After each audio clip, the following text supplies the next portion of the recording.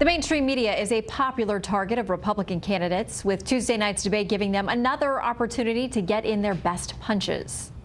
Citizens, it is time to take our country back from the political class, from the media, from the liberal elites. I think it's very sad that CNN leads Jeb Bush, Governor Bush, down a road by starting off virtually all of the questions, Mr. Trump this, I think it's very sad.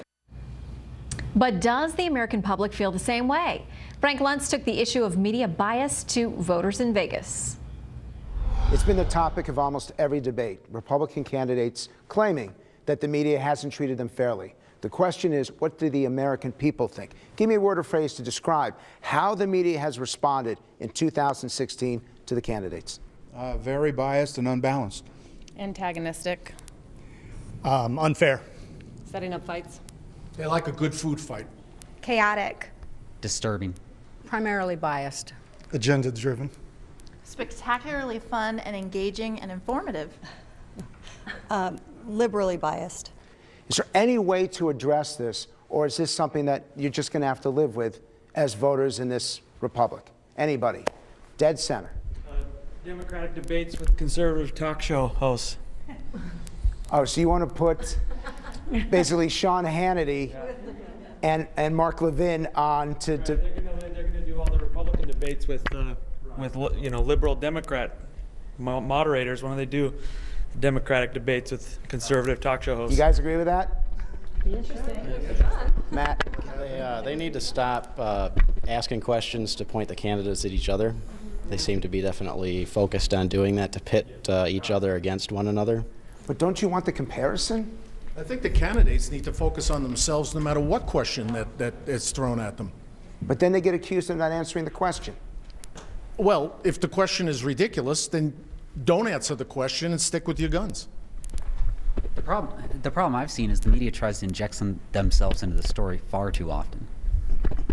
I also think the candidates have to be more disciplined with regard to debating. I think that Carly Fiorina and Chris Christie are very disciplined, and others get sucked into the catfight. So you blame the candidates?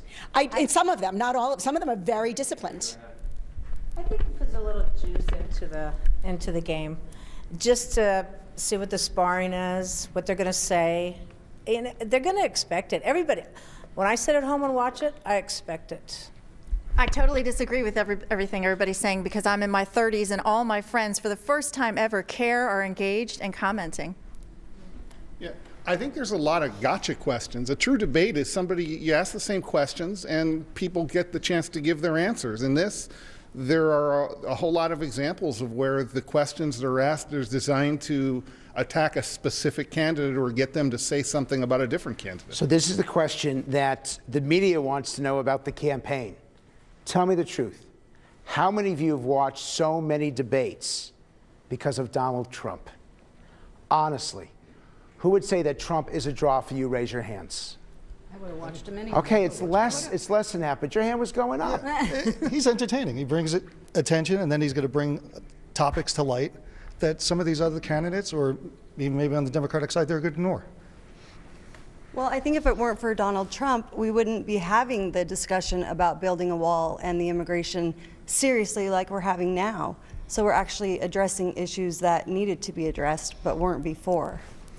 Trump is really bold. I think that's why the American people like him. He's so bold and he speaks plainly, and the American people understand him.